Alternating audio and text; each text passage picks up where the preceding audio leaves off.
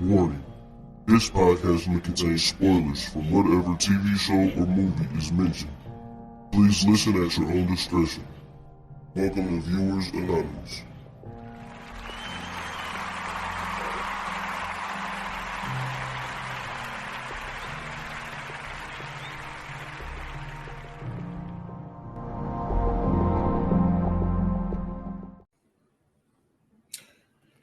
Welcome to another episode of the Viewers Anonymous podcast. I am Scoots Brunson.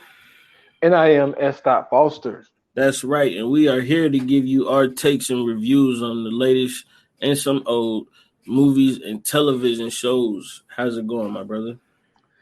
I mean, I'm doing all right, man. I just had some random shit happen to me this week, though, man. It's been one of those crazy and like, all right. So, first of all, my fucking truck broke down again, right? Damn. So it would end up being a starter, right? So they put a new starter in it, and so I go out. Let me see. They put a new starter in it at Friday, so I drove it that Monday. Mm-hmm. So that Monday it was cool, but then that Tuesday it shut off on. Well, not shut off on me, but like it wouldn't start. Yeah. So I tell the dude come out. And he come out with a long ass screwdriver, right? So he goes up under the truck. He was on the phone with the mechanic. He was telling him because there's like 4 bolts, but like there's 2 at the bottom, a positive and a negative, on the starter. So he told me to leave the ignition switch on, and he got the screwdriver and touched it, and that got the thing started, right?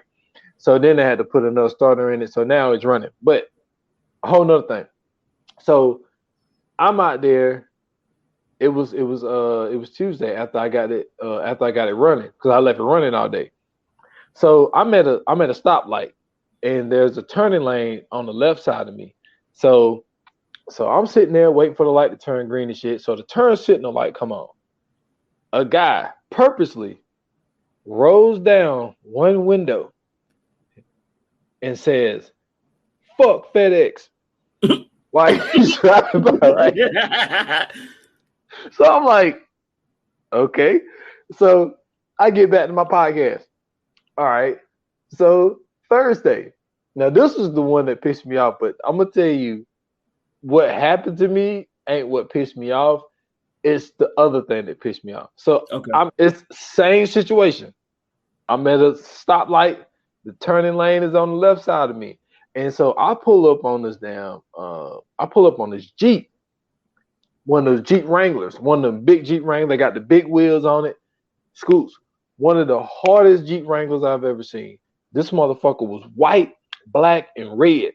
They had Voorhees on that bitch. So it was like a Jason fucking theme Jeep Wrangler. Mm-hmm. I'm like, this thing is bad. All right.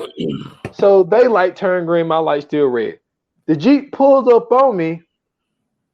And these motherfuckers say, "Nigger," roll by me. I'm like, well, I mean, he was in the Jason Voorhees Jeep. You really can't be mad, man. You should have expected that. And I'm sitting here like, man, I fuck with that Jeep, man. Like, hey, man, let me tell you this one time, right? This one time, man, we was all out. And we got a little spot called the Oregon, and it's like a little like strip where like clubs and stores and stuff is, and it's like a real big part of our nightlife here in Dayton. And so one time we was down there, we was in like high school, and we was walking, and I was talking to one of my homegirls, but I wasn't paying attention. I was looking at her, I accidentally bumped this dude, and I was like, "Oh, my fault, man!" And he got mad and called me a nigger. I just looked at him. I shrugged my shoulder. I was like, "Well, you got a point." He walked off. He was so lost. He was so lost, bro. He was like, he just looked at me like, "The fuck?" and walked off. I was like, "Yeah, I had jokes on you, stupid." Yeah, that's not the reaction I was looking for. But yeah, like, I was sitting here like, it ain't even the fact that just a random white dude just yelled out "nigger" at me. I'm like, yo. Why it had to be the people in the Jason Jeep, man? I was like, man, I fucks with Jason. Like, Jason's my guy. Like, man, I really love that Jeep, man. And like, they just hit me with it, man. So it's been a strange week, man. But like, I've reached the point where like, yo, like, that type of shit don't bother me no more. I was more upset of like, yo, like we really the fan of the same guy, man. And you just gonna hit me with that? Like, come on, man. I fucks with Jason, man. Like, so that's just one of those things, man. But how you doing, man? How was your week, man? My week was great, brother. I have no complaints, man. I think I already told you, you know what I'm saying, I got me a camera now. Yep. So you know what I'm saying, I had to go buy a new tripod. Found me a great tripod at Best Buy for $10 more than what I bought the old one for.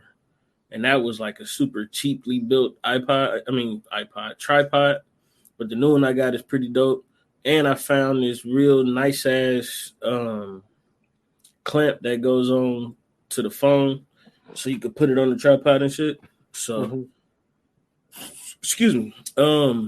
Yeah, I found one of them yesterday. I went to Best Buy, walked in that mug, and I went to the line, and the lady was like, "Weren't you here like 2 days ago?" I was like, "Yeah." She was like, "What did you do?" No, she was like, "What do you?" She said, "What are you buying all this stuff for?" I was like, "I make content." She was like, "Oh," she was like, "What kind of content you make?" So I was telling her everything, and then I got the OnlyFans, and she started laughing. She was like, "OnlyFans?" I was like, "Yeah." I said, "It's not what you think, though."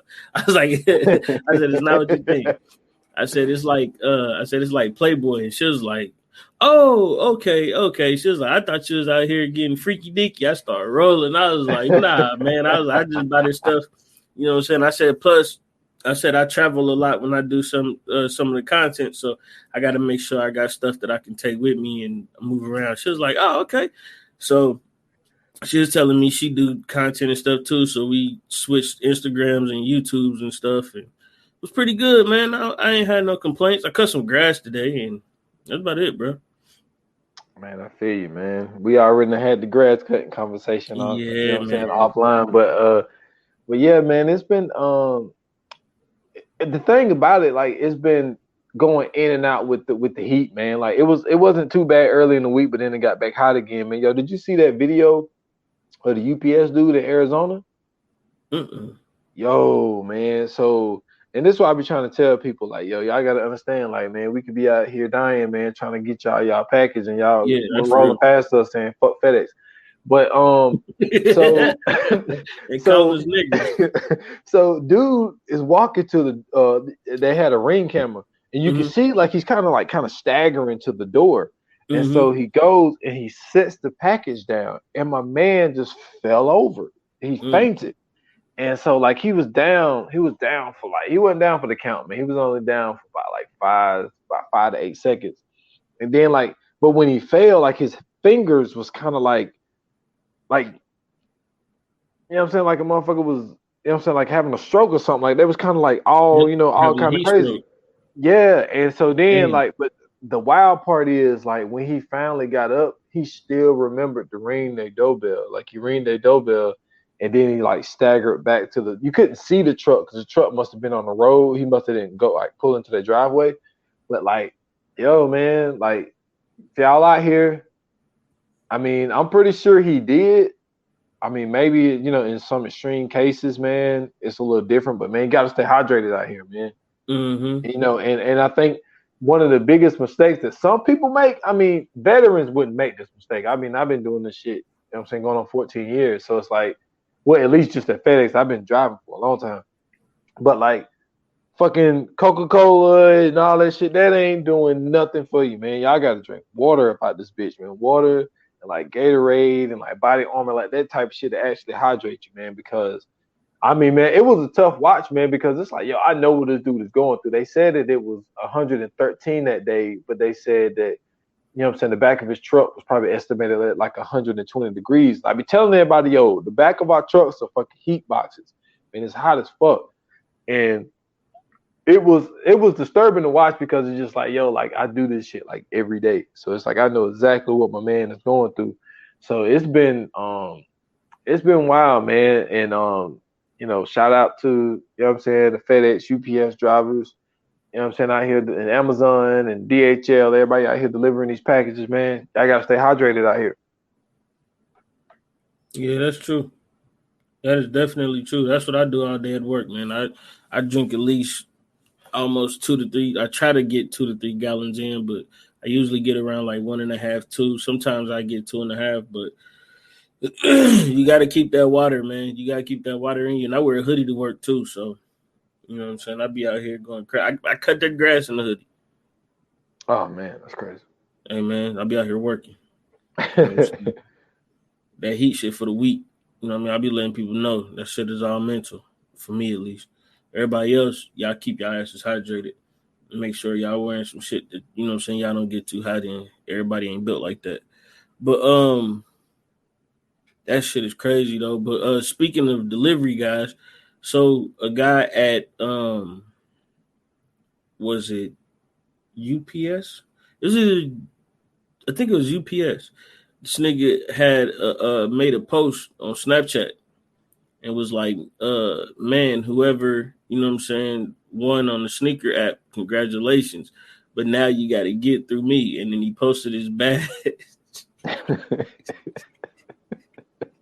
He posted his badge with his picture on it and scribbled everything out except his name. Bro, that shit had me rolling all day, bro. Can you imagine, man? You get your shit, you know what I'm saying? You've been losing for like 4 months straight, and you finally get a win, and the delivery man sends you a snap.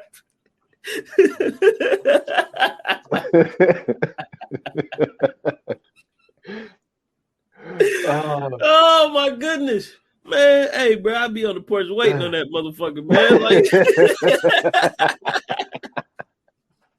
fuck you mean I gotta go to you? I take you and everything in that goddamn truck, man. You better give me my shoes, motherfucker. Man, that shit had me rolling all day today, bro. That shit made me laugh hard as hell, man. I seen that shit, bro. I couldn't do nothing but laugh. I was like, hell nah. That shit, that's terror right there, man. To see some shit like that'll break your heart. That's hilarious. Oh man. But man, you know what I'm saying? Let's get into one of the best segments, you know what I'm saying, on the show, man. That good old what we watching. What you got for me, brother? All right, so I got two today, man. I got two today. One I was very excited about. I get into that last, but one of them, man, it had a slow start, slow burn in the beginning, but that shit ended up picking up, man, big time. So it's a FX show. You can watch it on Hulu. Everybody know FX, Hulu, same thing. But The Old Man, you know what I'm saying, with Jeff Bridges, man, and Amy Brenneman. Yo, so real quick, Amy Brenneman used to have a show back in the day called Judging Amy, right? Had our guy Richard T. Jones on that joint. He was like her bailiff, and she was a judge. Yo, I used to have the biggest crush on her back in the day when I was in high school. But that's a whole other thing.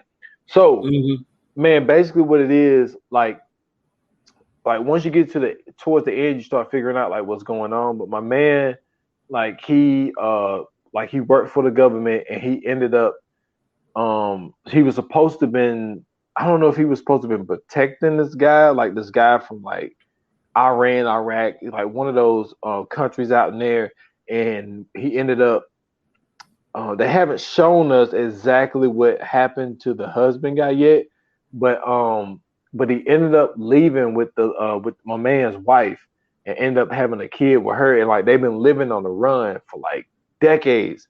And so the wife has died, and the daughter now works for the FBI, and he is so like things from his past and why he's been living on the run, like everything is starting to like close in on him. So he's like this trained Aquaman from back in the day. Now he's fucking people up at fucking 70 years old and shit. That's the one thing that sucks. It's like, yo, you ain't gonna tell me this fucking 75-year-old man is out here, like, they can't kill this dude. Like, come on. Like, I know there's some good shape older guys out here, but ain't no way in hell this dude is getting out of some of these situations that he's getting out of. But it's like I said, it's a slow burn, like the first 2 episodes, but that shit really picks up. So The Old Man on FX/Hulu. Okay. So the other one that I got for y'all, you know what I'm saying? Mass Appeal Productions. You know what I'm saying? Directed by Nasir Jones. Nice. You know what I'm saying? The Supreme Team. You know don't do me like that. I ain't got to man. I wanted to see that mug bad, man. Yo, man, you know what I'm saying? Kenneth Supreme McGriff. and Gerald Prince Miller, man. You know what I'm saying? Y'all heard about these guys being referenced forever. This is right up my alley. He was able to get phone interviews with Preem and with Prince. The one dope thing is he had an interview Nas, because Nas doing the interviews, and like Nas interviewed LL Cool J, and I thought it was interesting. I was like, I don't know why they using LL Cool J, and they get you right off the rip, right?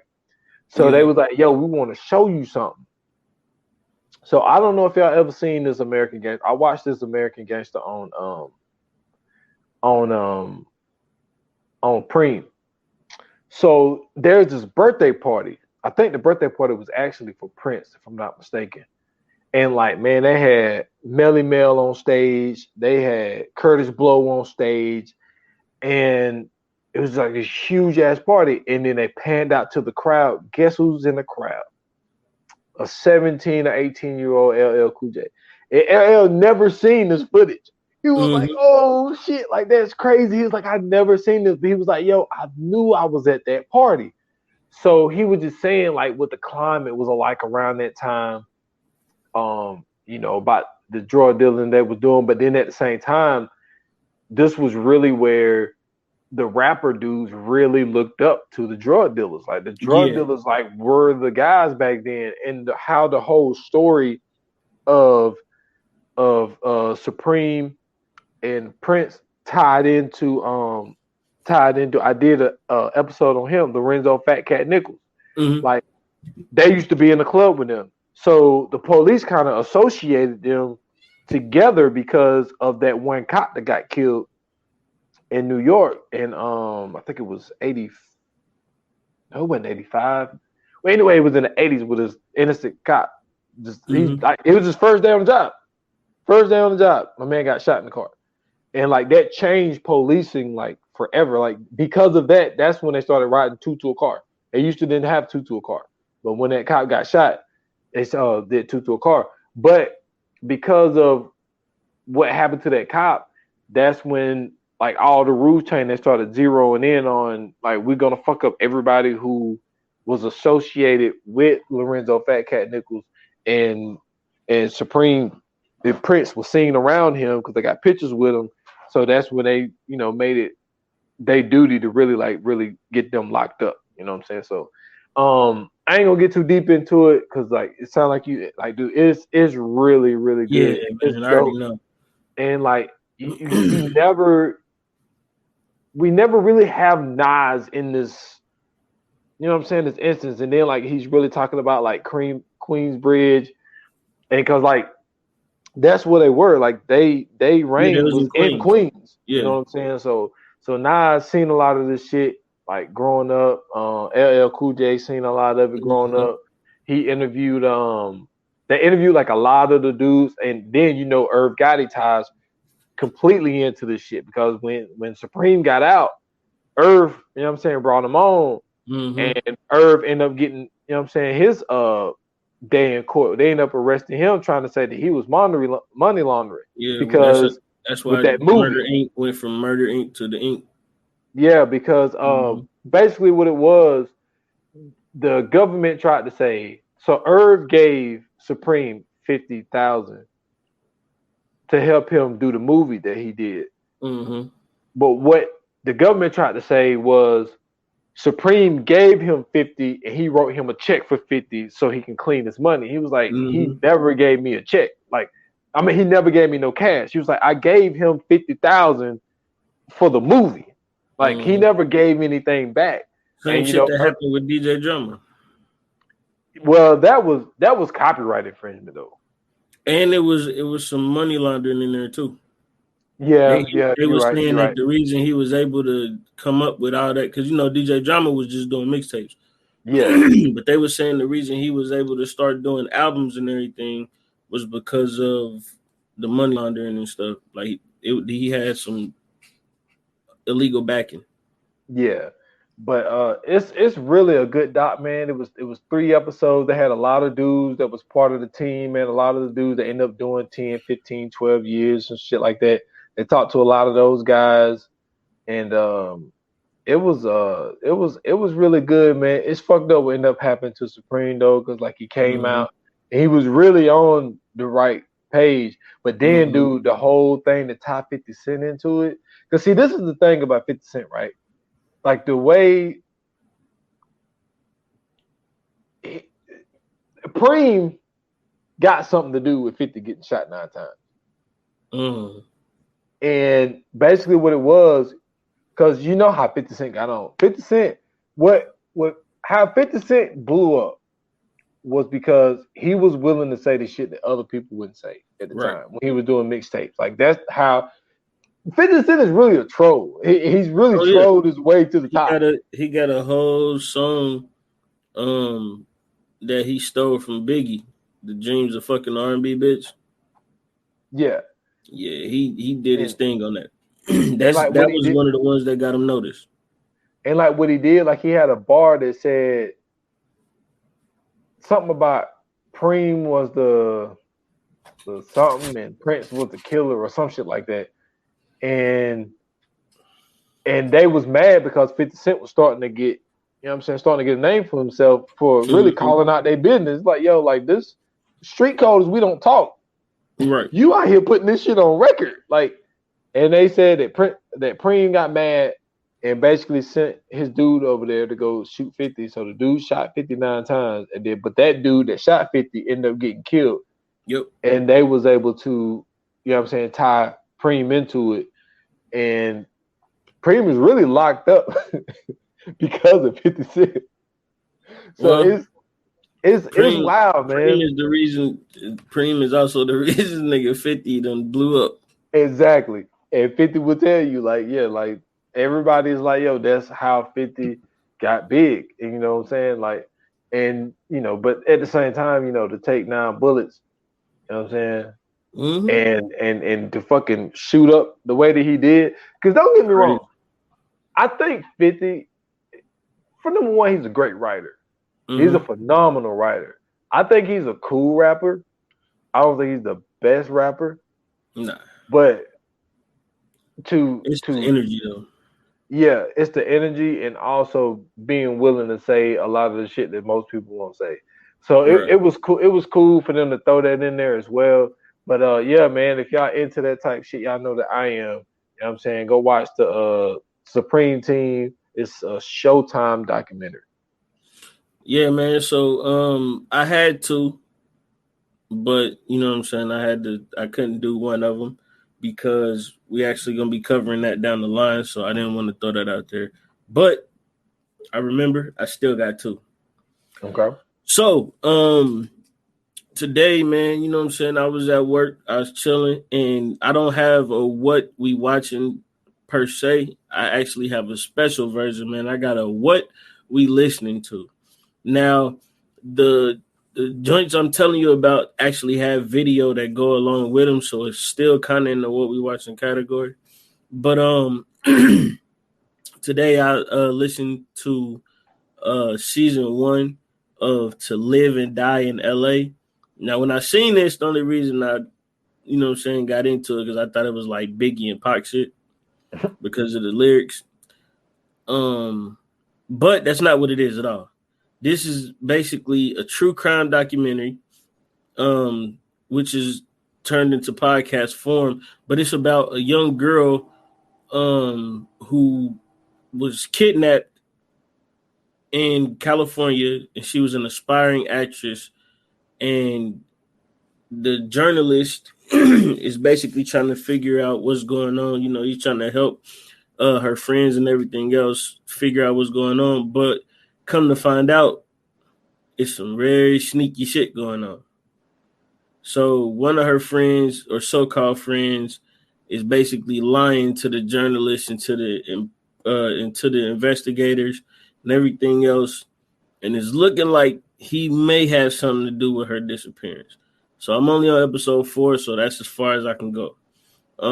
But check that out. It's on all your local. I said local. It's on all your DSPs, and you can also check it out on tenderfoottv.com. You can actually watch it. And then, last but not least, man, the summer of '85. I was listening to Brilliant Idiots today, And after I got done listening to Brilliant Idiots, man, I heard Chris Moreau talking about his new audio book, Summer '85, that they got with Kevin Hart and Charlemagne's new footprint in with Audible, which is SBH. I'm not telling y'all what SBH mean because I think that's hilarious and stupid, and I don't think either one of them are any of those except for I don't think they the last part. But anyway, so basically the summer of '85 is talking about the summer '85 in Philly, where the government had basically bombed what would be a row house in Philadelphia, but it was where the MOVE program was where they had resided at. And then it also talks about a fundraiser concert that they had called Feed Africa or Aid Africa or something like that. And basically they had like a multi-broadcasted concert, and it was one here in Philadelphia, and it was also one in London at the same time. So they were basically in sync with these concerts, and it was raising money to help feed the families of Ethiopia because Ethiopia was in famine at the time. Now, the crazy part is that when you listen to this audio book or this documentary, you get to learn a bunch of shit was going on. You get to learn that the MOVE program residents was basically in the middle, a black middle to upper class neighborhood, but the shit that they was doing was like some wild shit. Like the one lady was talking about how they had speakers and shit on the house, and from Monday to fucking Friday, they were playing radio programs that they were recording 24/7 nonstop. And then she was saying like it was a whole bunch of trash and shit that they were throwing away in their backyard, which was bringing a whole bunch of pestilence and shit. So basically you had all of these houses, and then you just had like this one house that was just like causing this fucking disturbance. And what they ended up doing was they had went and talked to the mayor. They had talked to the local authorities and everything else. But these motherfuckers never did nothing about what these people were doing. So basically it was at one point, I think in like the 70s, a cop had got shot. And I guess that people that was involved in the MOVE program had something to do with it. And when it was all said and done, once they continued to complain, that was a reason that they was able to go in and do what they did with the MOVE program. So basically, they broke it down to it was at least 10,000 or more bullets that went through that house, and they also had a bomb drop. They called in the airstrike and dropped a bomb on that house. The fire department and the local authorities didn't do anything to stop it. So basically the whole neighborhood ended up being burned down. And this is like the second or third time they actually dropped the government has dropped the bomb on U.S. citizens, on U.S. territory. So when they was describing it or whatever, because of the beef that they was going through back and forth, basically the whole neighborhood got burned down. FEMA moved these people out and then moved these people back, and basically was building like all these shitty ass houses. So these people lost a whole bunch of property. These people lost a whole bunch of money and everything else because the houses that they got back weren't worth it. And the crazy part about all this shit was at the time, Philly had a black mayor. So all this shit was going on, and Philly had a black mayor at the time, and he was a part of the group saying to bomb this house. So it's a crazy story, man. It's a lot of historical context in there. It's real great. Y'all go listen to that. Also, like I said, man, check out season 1 of To Live and Die in LA. It's also a season 2 that they just put out, but right now I'm still on season 1. When I tell you, man, true crime never gets old. True crime never gets old. I love it. Listen, that it doesn't, man. Yeah, I was listening. He had I like Chris, man. Chris, he went in today on that. So that was definitely dope. I'm definitely gonna check that out at some point. On what oh shit. It's on Audible. Audible. I couldn't think of the name of it. But it's great. Kevin Hart narrates it, but then they really get into it because the son of one of the members is actually his project, and he brought it to Charlemagne and not Charlemagne. I'm sorry, he brought it to Chris, and Chris brought it to Charlemagne and Kevin Hart, and it was like, yo, let's go ahead and make that happen. So I mean, it's a great story because it's crazy how in the same year this happened, and then like later on down the line they doing a relief effort for Ethiopia, talking about help Africa, and y'all just did this shit to black people here on our turf. So it was wild, man. It was real wild, and you get to hear from a lot of people who was around at the time, a lot of people who were in some of these movements, who basically was just, they were going through it and describing how not only just Philadelphia was, but how the country was around, the 80s and 85 and shit like that. They talk about how the crack epidemic was hitting and all that shit too. So yeah, it's a dope, doc, man. Check that out. Yes, sir, man. I'm gonna get on that at some point though. That shit, it sounded really good. And Chris, this is the thing about Chris. Chris is a great speaker. Yeah. Like, I like the way that's really what made me go listen to it. Once he started describing everything, I was like, yeah, I gotta get on that. Yes, sir, man. So we gotta listen. We gotta get into this, man. Let's do it, man. So today, man, we have a very, very special movie that we got for you, man. This is one of the only films you're going to find the great Jim Carrey in where he's playing a serious role. I believe he only got like 2 or 3 of them, and I believe this was one of his first. But the movie is called The Number 23.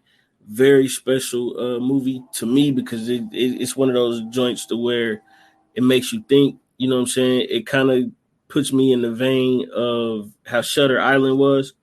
You know what I'm saying? Just a tad bit. But basically, it's about a guy named Walter Sparrow who's, you know what I'm saying? He living the good life, family man. You know what I'm saying? He got a good job chasing dogs. You know what I'm saying? He ain't got to worry about a dog chasing. I mean, you ain't got to worry about chasing the dog. You got to worry about a dog chasing his ass. But nah, he ends up seeing this dog, you know what I'm saying? And he's trying to catch this dog or whatever. And he can't get the dog. It kind of makes him late to this meeting, or not a meeting, but this thing that his family was doing for him for his birthday. His wife ends up finding his book. She gives him the book for his birthday. He ends up reading it, and then he ends up having these weird connections to the book. And what he comes to find out is that the book is written by him. And basically, you know what I'm saying, he finds out about the life that he had in the past, which basically ends up saying that he, you know what I'm saying, caught a body. True. And, you know what I'm saying, he ends up basically awaiting trial, and that's it. Yeah. I mean, it was, I think it was dope how they did the ending, though, because when what he was saying was, like, when you're raising a child and you're trying to teach them the right things, like, don't get me wrong, though. His wife rode for him. You know what I'm saying? She's a ride or die. Did she? Yeah, she did, because she was really covering it. Because she moved the body, and she was trying to convince him to, like, yo, that's your old past. We can let this go. She moved the body so he would not go to jail. Right. But his conscience was like, yo, like, I can't do this. Like, you know what I'm saying? I gotta do this. Well, I mean, So nigga was probably making good money. She ain't want to, lose that extra income. I mean, true, but come on, man. Don't do that, man. Like we got a woman that's sitting here willing to, you know what I'm saying, Nah, go yeah, to jail she for your definitely, ass. Man. she definitely got that body up out of there. Yeah, she definitely did, man. And then also at the same time, man, and I was yesterday years old when I found out that Virginia Madsen brother is Michael Madsen. That was in all the Quentin Tarantino movies and shit. I had no idea they was brothers That's and crazy. sisters. I got it right this time. I fact checked. You know what I'm saying? I fact checked this time. That's her brother. I'm like, yo, that's crazy. I never knew that. They look absolutely nothing alike. No. But that ain't the point. The point is, yo, this shit's crazy. And I told you how this shit ended up affecting me. You know what I'm saying? Because I was so caught up in the wormhole of 23. And like, this is what people got to understand. Like, I know the way that the movie puts it. It's like, yo, you see, you start to find connection with the number 23. But then at the same time, if the connections are there, they're there. You know what I mean? It's like 9/11. I know, and I was thinking that I really want to bring this up because I know some people get really, you know what I'm saying, emotional and, when it comes to 9/11 and shit. But you put all the numbers together, you know what I'm saying? 9, 11, 2001, 2 and 2 and 1, shit equals 23. You know what I'm saying? Oh, what? Yes. Think about it. So you got 9/11. You know what I'm saying? That's 21. And 2001. The 2 zeros and 1. So you add those 2 and that 1, it makes it 23.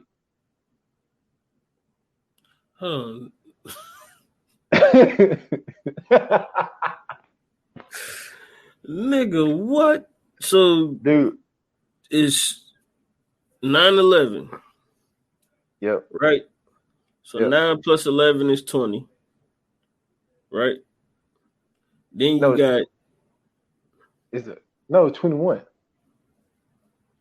Nigga, 9 plus 11 is 20. Hold on. Wait a minute. Where is that thing at? They had it played out here.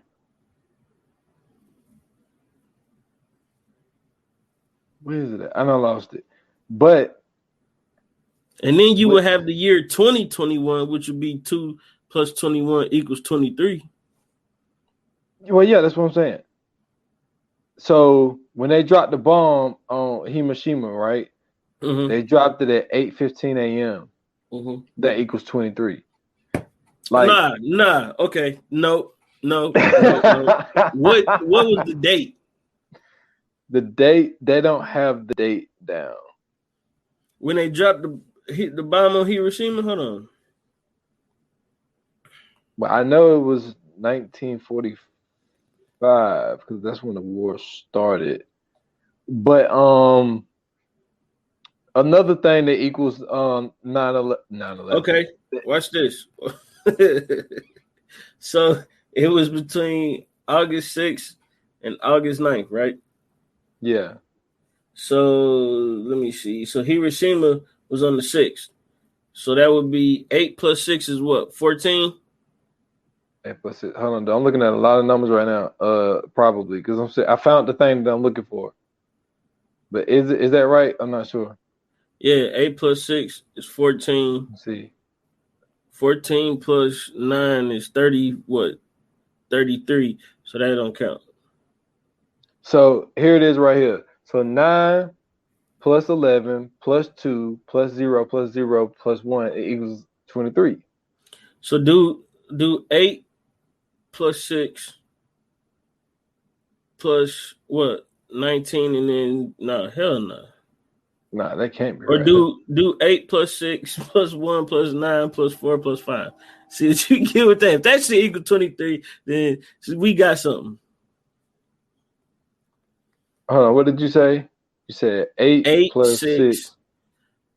1, 9, 4, and 5. That's 33, so it still wouldn't match. If it was 32, then it would. Because then it'd be 23 in reverse. But it's just a lot of things, like a lot of tragedies, like the Titanic. Mm-hmm. That equals, I think it's the date. That equals 23. Mm-hmm. There was a couple of bombings that ended up equaling 23. They were saying that, you know what I'm saying, we got 23 chromosomes in each part of our bodies. Right. So like 23, like the number holds significance because of like, you know what I'm saying, Adam and Eve, first, what did it say, had 23 daughters. On the 23rd verse of the chapters of the Genesis, it began the act of creation to close, while the 23rd chapter of the book of Genesis dealt the entire with death, named that Abraham's wife Sarah was the most quoted in. Let me see. Whoa, wait the fuck a minute. What? Reread that?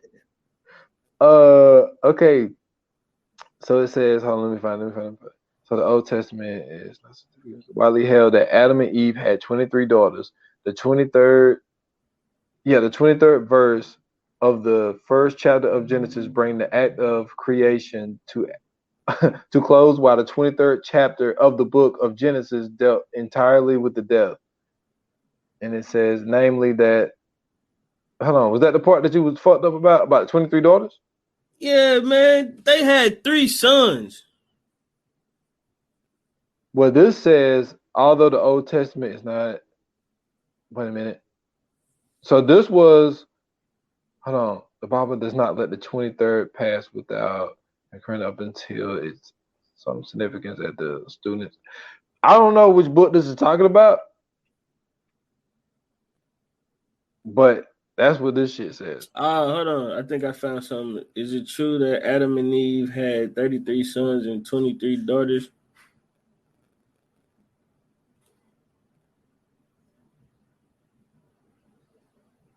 Man, that shit looking like Cap, brother. Okay, William Shakespeare was born on the 23rd of April in 1564. He died at 52 years old and later on his birthday.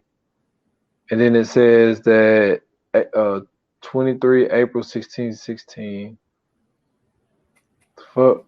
So they just finding shit that they can link 23 to. Yeah, like it's a lot of shit, man. That's what I love about conspiracy theories, bro. Them niggas get creative. They get really, really creative, man. But as far as the movie though, like I had said to you that this is one of my favorite movies. Mm-hmm. And I can see why. Yeah, because I love the obsessionist about it, and then like the conspiracies, because they should have really taken down the wormhole. Like I mentioned on the Coming Soon, I said that my first son, because the movie came out in 2007. He was born in October of 2007, and he was born at 1:22 a.m. And I was like, yo, 23. I said, that's crazy. I was like, my son was born on fucking. He was born October when? October 4th. So that's 2007. That's what, 14? Because October is he'll be 15 this year. No, I'm saying October is the 10th month. 10th month. So that's 14, 16. Nigga, that's 23, bro. That's what the fuck? Hold on. Let me check. Let me double check. October is the 10th month, right? Yes. He was born on the 4th, so that's 14. Yeah. Plus 2, 2007. Plus 2 is 16. Plus 7 is 23. That's fucking crazy. Now that's good. I'm with you. That's good. Dude, that's crazy. That's actually, you know what? And I think I did that back then too, and I just fucking forgot. But like, it was that so crazy. Yeah, and dude, and I'm right off of like being like in this wormhole of the number 23. But I think it was very creative. I thought the writing was dope, and I like how they was doing the whole thing of going like back and forth with, you know what I'm saying, with him reading the book and it's playing the movie out. Well, it's playing his reading out to us, and actually have like the characters just playing like another character. I thought that shit was really dope. But this movie, man, was dope as fuck, man. Like it really was. Hey man, you got me adding numbers in my head. So now look, let's Oh, this shit is so fun. Okay, look. So my birthday is August 5th, 1988. So I'm realizing why so much shit in my life has gone to shambles. I'm about to break this down to you conspiracy style, right? So Okay. my birthday is 8/5, right? That's 13. 19, 13 plus 1 is 14 plus 9, 23. Right? Hold on, wait a minute. Hold on. So you said 8 and 5. Yep, 13. Okay. Plus That's 1 13. is Plus 14. 1. Plus Yep. 9 is 23. Plus 9. That is 23. Right. Now listen, they say that the number 23 appears in all kind of tragedies and all kind of other shit, right? Mm-hmm. Now, break it down even further, 88 is also the symbol for Hell Hitler. Okay. So what you telling me? You a 23 Hell Hitler guy? No, I understand why my life be in shambles. Because 23 is somewhere around there, and apparently these fuckers have found a way to make Hitler the number 88. Because H is the 8th letter in the alphabet. So that's a see. Anytime you see 88 or the number 14, that's a secret. That's a secret code. And let me tell you what my favorite number is. Just guess. What? 6? No, 14, bro. Okay. No bullshit. I got a thing sitting right here on the top of my doorway that says number 14 and my real name. No bullshit. I get why my life is in shambles now. Numerology has failed me. Yo, that's fucking funny. Shit is diabolical, man. It definitely is. But no, this is just jokes, people. Don't take it too seriously. I'm not gonna take, all white people and do something crazy to them. I don't have the time for that. But what I will say though, this movie is, you are right, this movie is amazing.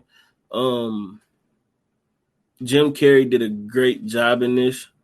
What I did like was the way that they made the name of the author of this book, Topsy Cretch. Mm-hmm. That was genius. Top Secrets, that was genius, bro. When I first seen it, I was like, Top Secrets. And I kept saying, I was like, what? Oh, Top Secrets. I was like, that's nice. That is nice. But it's so crazy, man, because as he's reading this, first and foremost, he named the main character Fingerling, which that's a horrible name for a dude.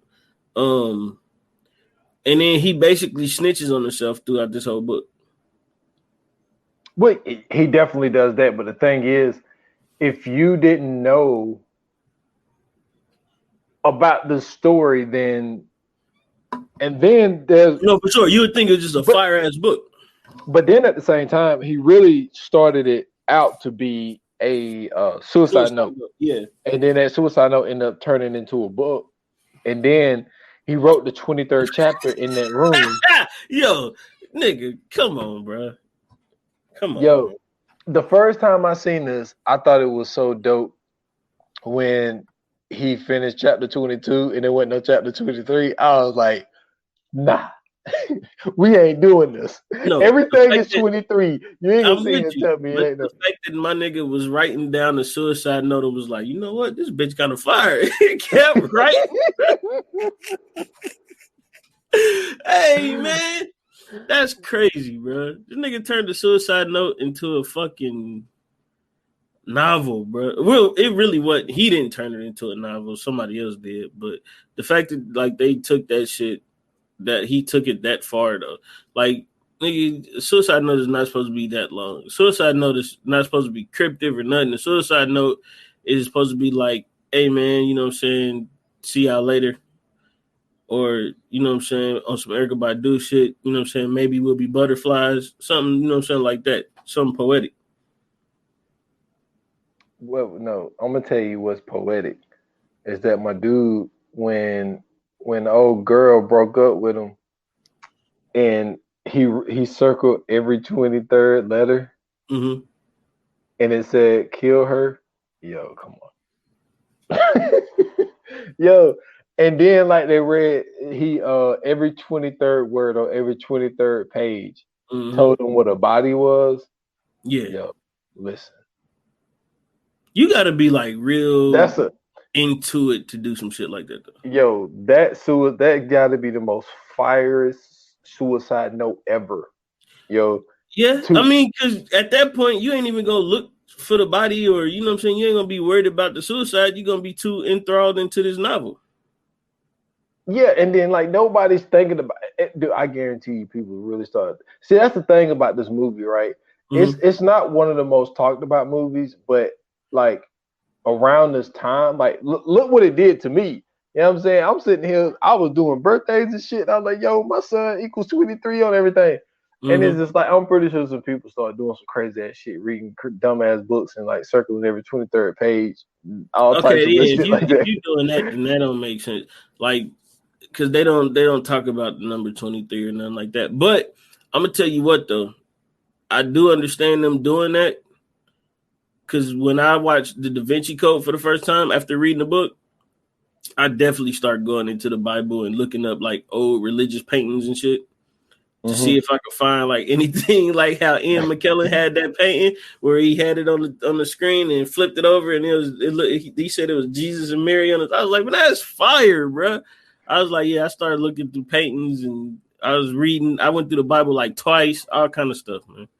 No, that was one of my favorite scenes in that movie when he was sitting there showing them the Last Supper, because see, my grandma, she had like 3 different pictures of the Last Supper, and she had one huge one, and the other 2 one was a lot smaller, but like, and I remember like looking at it and I was like, yo, boy, that one on the side of Jesus, boy, dude look like a girl, boy. You can see some titties. You want to know what's even crazier though?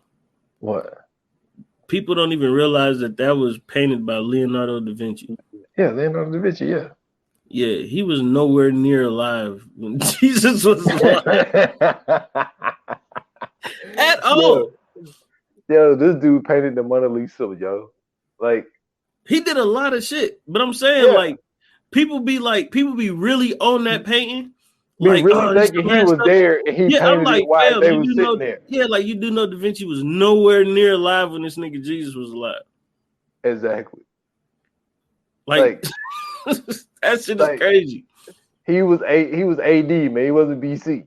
Facts. You know what I'm saying? Facts. Like years later. Yeah, like people really, yo, that is hilarious. If somebody told me he sat down and painted that shit from life, that is, I've been waiting all my life for somebody to argue me down about this painting, just so I can tell them, my nigga, that was painted by Leonardo da Vinci. This is the same dude that was drawing wings on human beings. Talking about you can fly. Yo, that's too funny. Yeah, that is too funny. But one of the dope things about this movie, even though you made fun of it, I thought it was dope, man. I did, man. Like for her to ride for him like that. But I like how they did the whole little flashback thing when he thought it was her. And it's like, yo, it couldn't have been her, because it was like, cause my man, what's my man name? That was her friend. Isaac. Yeah, so Isaac was telling her, was telling him, because he had a conversation with Isaac where, you know, he was starting getting crazy, and so he went to have a conversation with him. He was like, well, it has to be somebody that knows you really well. And so then he started going through the shit, because like, he was like, and then his wife was like, yo, maybe it's not a he, it could be a woman. He's like, yo, how would she know about your neighbor that killed themselves? How would she know about you used to read detective books when you was a kid? Because you don't remember anything before that day that you ran into her there. So, like, I think that they wrote that into the movie to try to turn the attention to her, because, you know what I'm saying, he had the knife on her and shit. But see, that's why I said this is such a great movie, because first and foremost, it's flashing back and forth in between him in the book and then him in real life. And then not only that, the way that, like you said, the way that they try to get you to believe that it's her. For that split second when you see that mud on her fingers, you like, ooh. This nigga done married a crazy bride. No, well, you know, I'm gonna tell you what though. From my point of view, when I first saw when he was about to hit Nasty Evil Dog, when I saw the stuff on her hands, I was like, yo, she really is riding for this dude. Like she knew what a body was because old dude had told her where it was. Because they was like, go to the psychiatric ward. Yeah. And that's what she was able to, you know what I'm saying? Because she got the regular copy of the original, you know what I'm saying, suicide note or whatnot. So she was able to figure out like where the body was and move the body because she didn't want him to get arrested for it. First off, time out. So her going to the psychiatric ward and then this nigga doing all that, she read that shit fast in the motherfucker. This is true. Because we'll never think about that part. Because he said I circled every 23rd word on every 23rd page, and that's how it told him to go to that cemetery. And then he was like, what do you know? It has to be 23 steps. And then they started digging at the 23rd step. So yeah, because there wasn't no GPS. She couldn't track him. She didn't know where he was. At all. So yeah, this is very true. I don't know how she figured it out unless in those pages there were side notes. Yeah, I about to say it had to be something that took because ain't no way she read it that fast and was able to get to them in time. You know what I'm saying? Right after they leave and then try to come back, ain't nothing there now. Like, come on, fam. Yeah, because if you remember, like the transcripts of it, there were side notes on the side. So I'm thinking that dude wrote it in the side notes, or either Walter wrote it or that doctor guy wrote it. Yeah. Okay. One of them wrote it. So can I ask you this, right? Okay. The flinch guy. I'm not gonna lie, bro. I didn't feel sorry for him being in jail. Who the fuck is in the park, sees a knife and picks it up? Well, no, that wasn't in the park. That was an apartment. Apartment, yeah. Just period. Who picks up just a random weapon on the floor? That's bloody. Like, that's stupid. But then at the same with time, no gloves, no nothing. Come on, no man. Nothing. And then like they kind of arrested him because they really didn't have anything else. But like, well, I mean, shit, you don't need nothing else. This motherfucker holding a knife. This is true. But this is my thing. Like, who called the police? Like, so you telling me that he called the police and they was like, yo, your hand is on a murder weapon, so you getting arrested for it? And man, people have done crazier things. Yo, that's sick. If I was a detective, I'd be like, yo, this shit ain't right. Like, he calls us.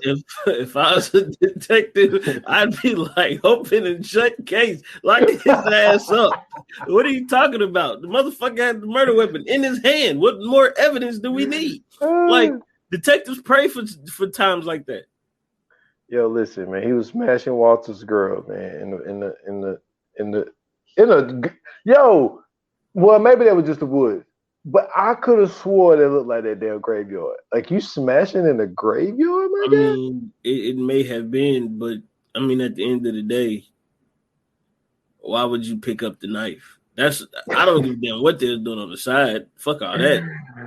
Why would you pick up the? Then how does she get mad at him and then cut him and then he go off and then end up getting the knife from her and then killing her? Like, no, you're supposed to keep the knife in your hands. But that's another thing. Well, I mean, if we're talking, because this had to be, so if the movie was 2007, and he said that he met her, he killed her when he was 23, and he was like 40 something. So maybe they didn't do that DNA because that means his DNA would be on the knife somewhere, or or something. You know what I mean? The knife, is 3 sets of fingerprints on there. If he'd have set his ass down somewhere and not went in there and touching shit, he'd have been a free man. Because guess what? It's 2 sets of fingerprints. We don't know who did what. Then they could have been like, well, maybe, you know what I'm saying? It was an altercation. It was a little struggle. He got the knife from her and he stabbed her up. Yeah. But then at the same time, let me tell y'all something, ladies. All right. This wouldn't happen to me. Let me get this out here. You know what I'm saying? But for her to come at him the way she did and be like, crazy. yo, I never loved you. And then like he put a knife, she was like, what, you gonna stab me? Like kill me? Hey, y'all keep tempting these dudes. Don't get mad when this motherfucker kill your ass for real. You be like, yo, you gonna be led, you know when they say like your brain is still working for like fucking like 5 minutes or something like after you die or some shit. You sitting there thinking to yourself, I told that motherfucker to kill me and he did. Gonna be trouble. No, I'm gonna tell you what's even crazier. Like finding out that a nigga is smashing your girl in the woods, my nigga. There's no more love after that. There's no more. And then like even the whole thing of like when she was in class, why are you grabbing your professor's hand in the middle of class? Like she obviously don't fuck with you, my guy. Walter, get it together, man. Man, listen, Walter was a love. Fucking simp. Man, listen, man. You're not gonna we in class, you gonna flirt with the professor, bitch? Are you getting an A? Because if you ain't getting an A, then it don't even matter at this point. Nah, if she getting an A, I understand why she flirting. Yeah, that's what I'm saying. Like, if you're not getting the A, like, why am I giving you this if you ain't giving me an A? That's what I'm saying. You can like if you're gonna do that, give both of us an A then. Like, I don't care about you flirting with this motherfucker. Do what you got to do, but at least get us something out of it. Man. That's crazy, bro. And then the shit like the things that she like, yo, was kind of weird. Like, if a girl tell me, act like you got a knife. Bitch, what's wrong with you? Act like I got a knife. That's when I'm pulling out the Desmond Howard Heisman on her. Excuse me, man. Got to get away from you. Like what? What do you mean? I got a knife. First off, how do you act like you have a knife? I can see how you can act like you have a gun, but how do you act like you have a knife? What type of maneuver is this? Hey, Jim showed us like he did the move, man, with the hand, like I got a knife. And then he said it. He's like, I got a knife. Yeah, he was I'm gonna cut you. Yeah, that's called confusion. Because how the fuck do you act like you got? As you can see, he said it. I got a knife. Yeah, because you look stupid as fuck holding the fist up in the air. Yo, that shit is crazy. Yo, no, what was crazy was how the son got all involved, man. It's like, you done made your son crazy. Yeah, I got beef with him and Agatha though. Oh man, give it to my man Robin. Agatha, Robin, Walter, I don't get it. Nah, so you ain't peeping game, right? Okay. So first off, I believe that everybody in this movie is named after a writer. Okay. Walter, I'm sure it's a nigga named Walter that's an author, like a older author. Okay. Then Agatha, I believe, is Agatha Christie. Okay. And then Robin, I don't know what Robin is, but the fact that that nigga was sidekicking his dad made me think of Robin from Batman. Yo. You won't talk about reaching, but no, that's what made me think. But I was also thinking of Christopher Robin, since you know what I'm saying, Winnie the Pooh was like books. Oh, okay. And he was like a little boy, but that's what I was thinking too. But with the Walter thing, I was trying to think of like I'm trying to think of a Walter. Hold on, let me look it up because I'm sure it's a author with Walter in it. Well, I mean, Walter had to be a very popular name. I wouldn't think that it wouldn't be an author named Walter. But going back, this is one of those movies I never mind going back and watching because, like, the thing is, like, this is still one of those movies where I don't have to. Excuse me, let me rephrase that. I don't pick up my phone. You know what I'm saying? Like, this is one of those movies where I can focus in on and catch those little things that I really didn't catch the last time and all that type shit. And one thing that I noticed, and I guess it's because I am a delivery driver, it's like, yo, when y'all went to get those 23 boxes, Did y'all really have to get boxes that fucking big? Yeah, that Like, was crazy. like y'all couldn't get no regular, you know what I'm saying, 8x10 or whatever, 12x12 boxes and just sat them in there. You have to get those boxes that are that fucking big, that take up all that damn space. And then they paid express, yo. You know how much Right. money they paid to get empty boxes delivered for somebody to show up? That was nuts. But yo, my man survived that fall. Yo, when they started, like when we found out that it was Walter, right? Oh And shit, Walter Ellis Mosley. Maybe he was named after him. I never thought of that theory that you have right now. That's a different one for me. I never really thought about that. But oh,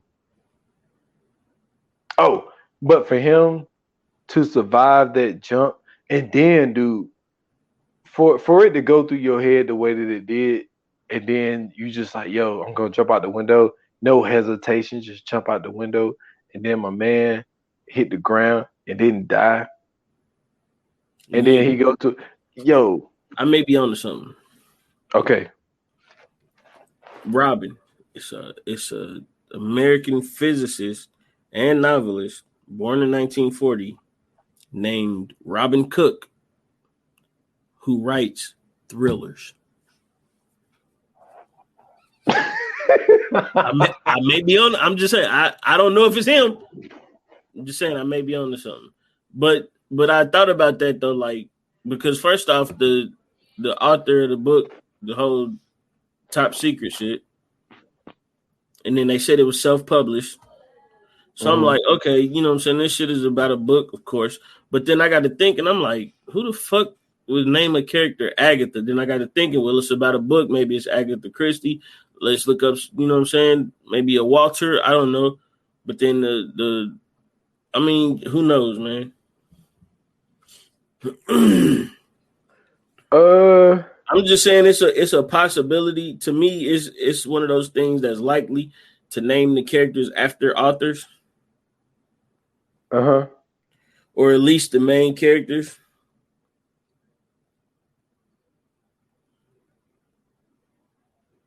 Yeah, I see what you're saying because this whole movie is based around a book. Right. And I wouldn't be mad at that. I wouldn't be mad at that. So it was something that I was thinking about when I was watching it last night, right? Mm-hmm. That one of the most important things, and this is why I hate. Okay, right. So I got this thing when I deliver, right, where I hate to mess up and have to. Let's say I'm going to an apartment complex, right, and I got 15 apartments. All right. Let's say a box fell behind the shelf or whatever the case may be. So I'm running my route. I find that bitch. Shit. Now I got to go back. I get so caught up in going back and I think about the time that I have lost and then what end up happening, you know what I'm saying? I get caught by every light. I either, you know what I'm saying, get to an intersection and can't turn and gotta sit there for another light. And then all I can do is like, yo, I've wasted 8 minutes of my life going back to deliver something because I made a mistake, right? So I'm big into that. Like I hate like one day like last week, I left the house without my wallet. And I had to turn around and then I ended up losing like 10 minutes because I forgot my damn wallet. Right. This whole movie is based about, like you said, he got that one call at 4:59. And that lady, I hate to say it, excuse me, I love y'all ladies, but that girl is a bitch. Listen, it's 4:59, man. It's 4:59. And you gonna sit there and send my man out there to go get this damn dog because y'all got a call at last minute. Come on, man. Y'all know y'all could have left that shit for the next day. That Chinese man would have to deal with that dog. But that's a whole nother story. That's funny. More ways than one. That's fucking hilarious. But to send him out there to go get that dog, and what end up happening is she is waiting for him outside of her store and ended up going into a bookstore and getting the book that broke the whole fucking movie. Yo. And it's go ahead, I'm sorry. Oh, and I was gonna say it's all because time. Like if he never, and he said it. If I never was mean to her, because I guess he used to, I don't know, he used to treat her a certain way, so she, sent the call out to him because he must have been a bitch to her or whatever, whatnot. Right. And he was just like, maybe, because he said maybe if I would have treated her better, then maybe she wouldn't have sent me out on that call. And all because of the way that he treated one person, she screwed him over, and within screwing him over because of the way that he treated this one person, exactly. Nigga got away with it. That's what I'm saying. Just that's like that's life, and I think that people don't really sit back and think about just little shit like that. Because, like, okay, right? For instance, I told you I go to the interstate, like I commute to work, so I don't remember what happened that day. But let's say, okay, so I forgot my wallet. So I had to turn around and get my wallet. I got on 85 and it was a fucking wreck, right? But let's say I didn't forget my wallet that day and I end up passing that spot and then the wreck happened and I never got slowed down. Like that's basically what it is. I'm like, I think that's one thing that people don't really never consider about time and then also the way that you treat people. Yeah. Because this whole movie, like in a nutshell, is all the other shit is great, but it really started because at the end of the day, if you really want to zero it in, is because he treated this one person that he worked with bad, and she sent him on a job at 4:59 when he got off at 5, and that made him late to pick up his wife. And in order for her to even see the book was because Walter was late picking her up and she went into a bookstore and grabbed the book. So y'all need to consider the way y'all treat people and the way y'all consider time. That's all I want to say. Okay, so I got two things here, right? So my first one is this nigga's a bozo because, you know what I'm saying, he got away with it. And my nigga, first and foremost, the nigga survived a suicide. Nigga jumped off a building and survived. You know what I'm saying? And then ended up turning himself in. So, Bozo of the Year award for me. Second, let's talk about Isaac. That nigga's a bozo too. This nigga didn't get this nigga no real help. He told that nigga to continue to read the book. No, put the fucking book down, man. This is true. But also, Isaac is a bozo for the simple fact of, dude, you are gonna make yourself an accessory to an old murder because of this dude and this girl. Come on, bro.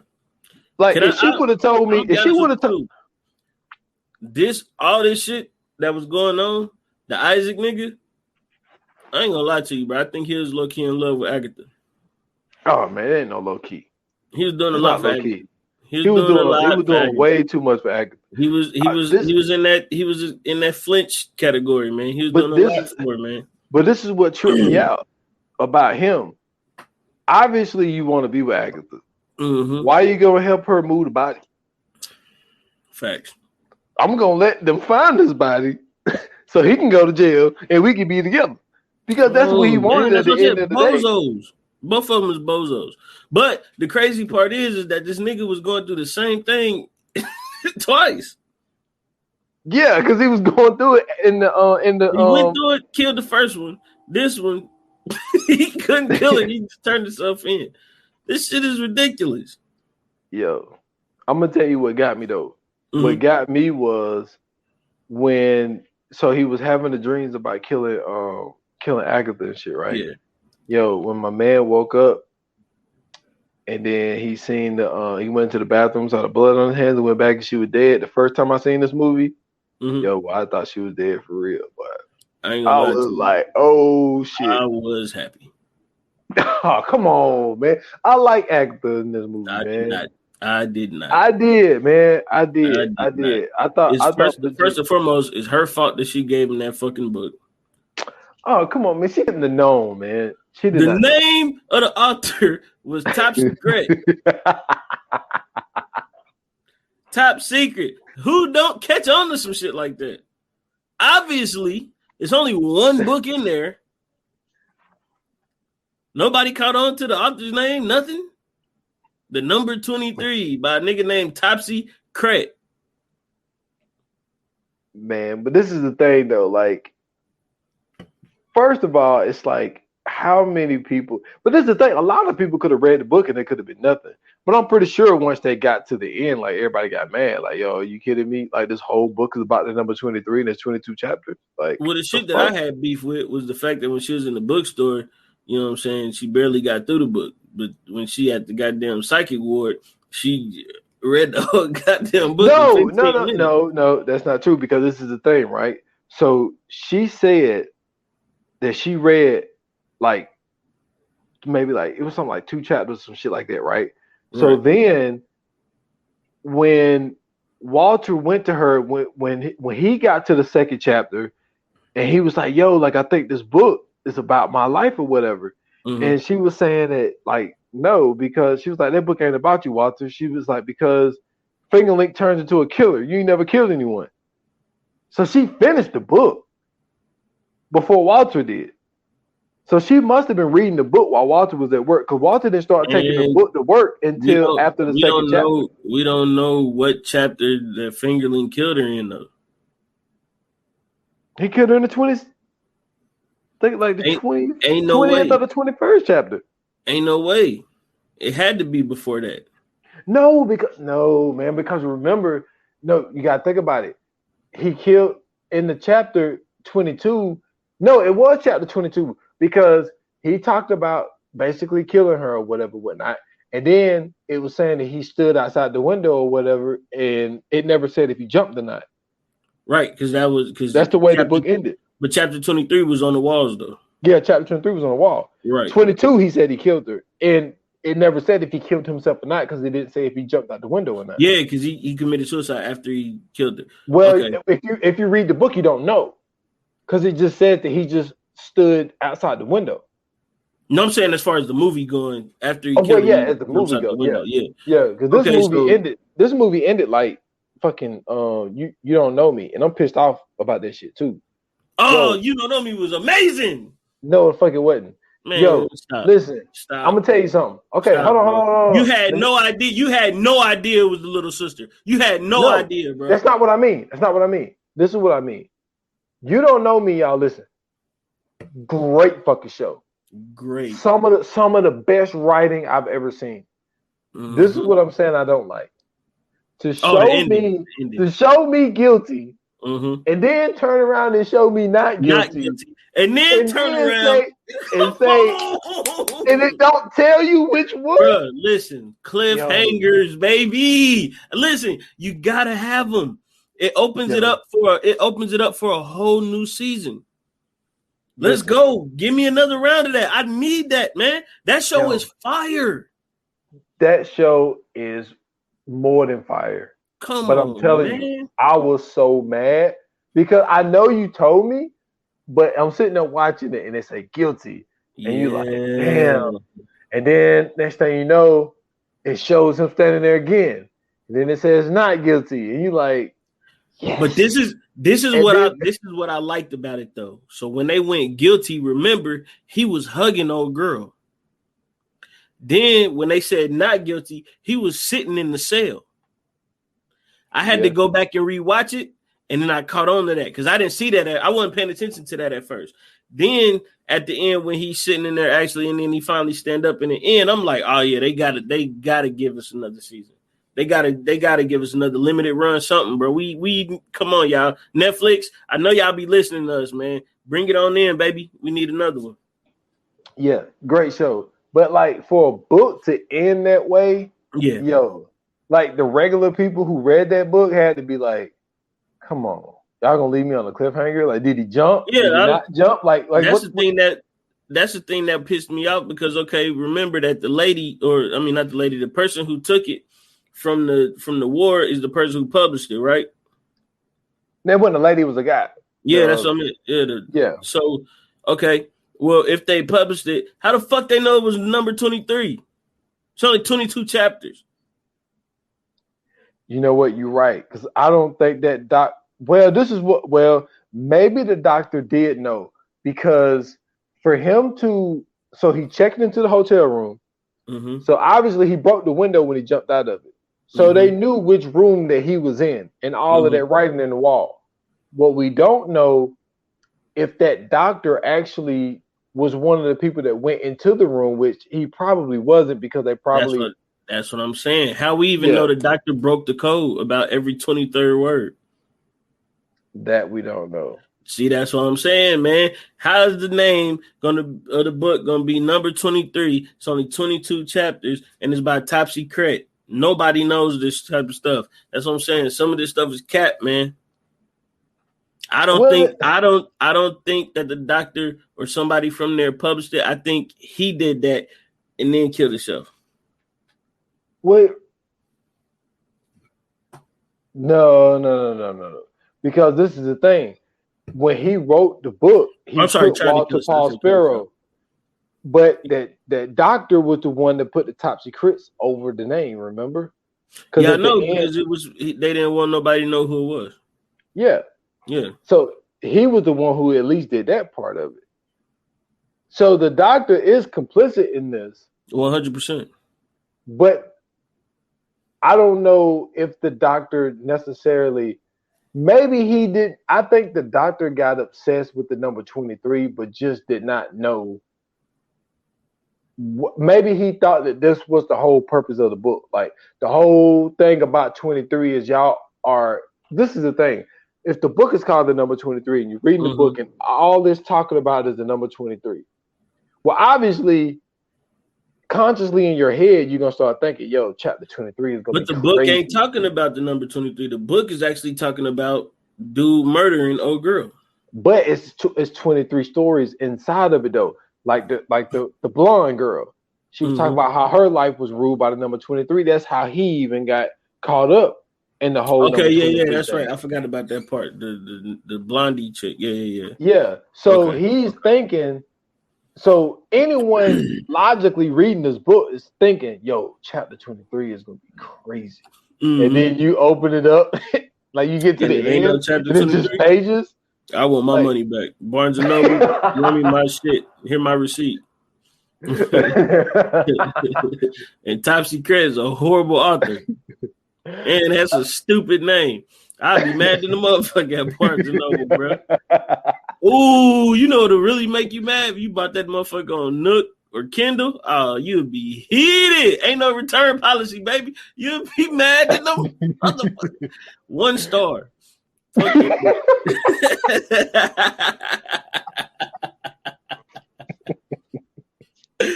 Oh, this was a great movie though, bro. I can't lie, bro. This was an awesome movie, man. You ready for the Fire Flames, bro? Yes, sir. All right, man. I'm gonna take the reins on this one, man. Let me tell you something. This was a great movie. Jim Carrey did his thing, bro. It was great to see him in a serious role, especially after all of the comedic stuff that he's done up until this point. Classic comedy joints, and then to see him in this lane was shocking. But he did a great job at playing the role. The rest of the cast was great as well. But I will say this. It's not too many times, man, you can get a movie like this that will keep you intrigued and that will keep you on the edge of your seat. And they did a great job of doing that. And for that, I'm going 4.5. Good deal. So for me, like you said, man, you know, to have Jim Carrey play a serious role, that was dope. If I'm not mistaken, I believe it was his first serious role. Yeah, I think it was. Virginia Madsen, she's really a diamond in the rough, man. Apparently it runs in the family. Mm-hmm. So I think that was dope. And for this movie to go the way that it did, and this is really like one of the first time I was really sent down a wormhole where this movie really started to affect my life, especially when it comes to my oldest son. But for this movie to flow the way that it did, for it to be written the way that it did, I gotta give it a 5, man. I'm gonna give it a 5. I'm not mad at it. I like the way it was put together. To show the things at the beginning to set the movie up with showing you like, these events that happen like throughout the Yeah, credits, like when they're that was showing you the dope. credits, that was dope the way that they put that together. The only it's not even really a negative thing. I think it's more of a character thing because what movies tend to do is they tend to get you in love with a character and you Mm-hmm. start rooting for the character. So I started rooting for Walter. And then you get to that point where it's like, yo, Walter, man, like I really want you to get away with this shit because you're not that same person that you was. Like you lost complete memory of what happened. And you wanted Yeah, him to get man, he away was with home it. free. Yeah, but then at the same time, it's like, yo, like there is an innocent person sent behind prison. Nope, We nope, nope, come nope, on, man. nope. Well, look, Nigga picked the knife up. I'm not giving him no leeway, bro. Never I giving that man leeway. He deserved to be behind bars. First off, nigga, you see a dead body. You pick up the knife. Get out. The fuck are you doing? Who are these people that get caught in these dumbass situations? Anywhere I go, I see a dead body. I'm going the other way. This is true. What if the killer was still there? You know what I'm saying? Which he was. He was in the closet. Nigga. I'm just talking about scenarios. What if the killer's still there? Or you don't know what's going on. Maybe the knife didn't kill him. Maybe that knife was used to protect herself. She just ended up getting stabbed with a bigger knife. Or maybe the nigga had a sword. Or, you know what I'm saying? You don't know what the fuck is going on. Get your ass out. If I come in, now, dead body, close the door, get the fuck out. Oh, no, you're forgetting. So you open the door, dead body, close the door, wipe the door handle down. Come on. No, I'm leaving my shit on there. Yeah, fingerprint. Look, see? They be like, what was you doing there? I opened the door, seen dead body, got out. Shit, that's my alibi. I'm not staying around for that. I called the police. Hey, man, it's a dead body in such and such and such. I tell the rest of the story. Yeah, I was boning that man girl in the woods. Apartment 23. Yeah. Yeah. I boned this girl in the woods. She was dead. I closed the door, called the cops. I got out. Fuck that. I'm not staying around for that. I'm damn sure not picking up a fucking knife with blood on it. Oh, man. That shit is stupid. All right, man. So coming soon, man, we got a good one for y'all again. We have the Netflix series Midnight Mass. Midnight Mass was dope. Yo, this was a nice spin on vampires. That and also religion. I know it could be a touchy subject, but I do got a story. I save it for the pod though. Okay. But like this shit really had me thinking because the story that I have, this ended up happening. Because I ended up finishing that in like that weekend, like that Friday and that Saturday, I killed this shit. And then something happened that Sunday, and then something in Sunday happened, and it was right after this, and I was like, "Yo, don't let it be no goddamn vampire, my nigga." I would look. I'm gonna leave that cliffhanger right there. I'm gonna say it on the pod, but this is the writers from Hill House. Hill House was dope. Now they came back with that not Blair, Bly House. Bly House was cool. That wasn't as good as Hill House. But it's the same writers and like they killed this shit. Well, you better get you a sword just in case, bro. Man, you got to turn into Blade. You got vampires and shit in South Carolina, y'all. Oh, this dude right here is stupid. You need a Whistler. You gotta go find the old white man that can work on shit. You need Whistler, man. Yeah, I do need Whistler. But yeah, man, listen. So, you know what I'm saying? Before the next episode drops, man, get on Netflix. Y'all go watch Midnight Mass. Go check it out. You know what I'm saying? Come back.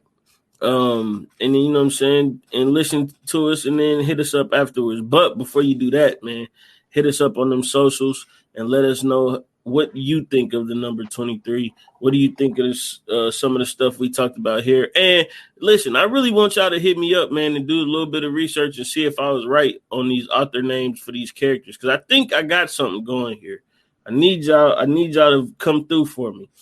The best way to reach us, man, IG and Twitter at ViewAnonPod. Also, you can check us out on on podcast, on Facebook, VA Pod Watch Group. Listening to the podcast.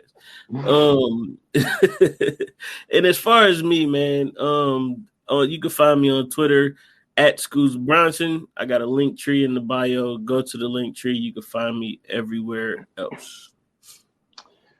Yes, sir. Y'all can find me at S.Foster8 on Instagram and Twitter, at 28 minutes or less pod. That is just on IG.